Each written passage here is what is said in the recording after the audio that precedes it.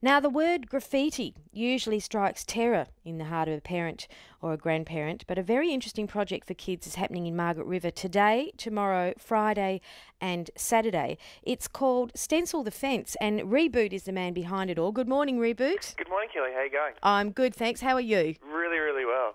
Now, a project where kids are encouraged to let loose with spray cans in the centre of town sounds a bit dangerous, but in fact, Stencil the Fence is not something to be afraid of? Absolutely not. Absolutely not. Yeah, I can, as the intro said, I can understand graffiti has been bandied around as a bit of a dirty word. We're sort of teaching respect for the community, and stenciling is very separate to the sort of tagging sort of thing that's been going around in the community. I definitely don't condone the idea of tagging or anything like that. So for those of us who are not in the know, perhaps graffiti is the wrong word then. What's tagging? Is that... Well, tagging's those scribbles that you'd see Right. normally around the place. No, I like to use the word, as the intro, stencil art, which is a little bit more different than the whole tagging graffiti type of style. Sure. Now, how did Stencil the Fence come about? Well, the lovely people at the Arts Centre in Margaret River got in contact with me and told me about this project and idea that they've got these big construction walls that are going up in the town near the skate park, and they wanted me to come down and run a workshop just to teach kids how to paint. How did you get so passionate about stencil art? I've probably been doing it for the last 5 years or so. I was born in Margaret River, but I've been doing it sort of in Fremantle for the last couple of years. And it's just really good fun. It's just able to do big murals and whatnot. And yeah, it's just been a bit of a passion for me for the last few years.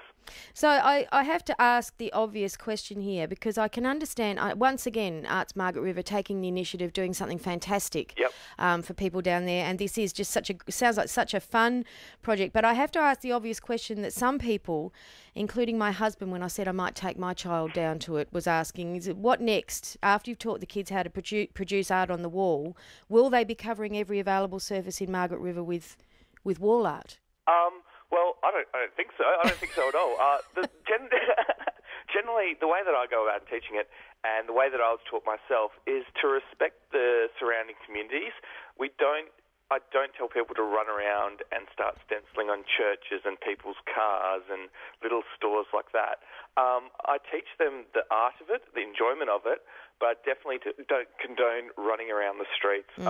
If anything, going to stores now and asking them and showing them your work and going, hey, I can do really cool stuff.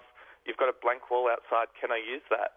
Which I do now a lot in South Fremantle area. And people take you up on it just to add a bit of colour. Yeah. Absolutely, yeah. The South Fremantle area has been increasing in regards to the amount of murals that they're allowing.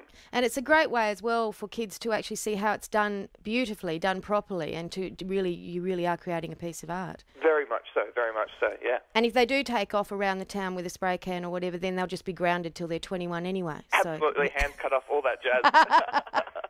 So what age group are the workshops open to? Well, really, the drug aware people, which were really, really kind to donate money in regards to this, it's open pretty much from years 12 upwards to about, I think, 24, 25, yeah. Okay, so from 12 upwards. And take me through what they'll be doing. How will you be doing these workshops? They're going. Do they have to go every day, or they can just go to one workshop? Or they can go to one workshop if they want. If they want to go to all days, all 4 or 5 days, they can definitely pop down. They run from about 10 till 3.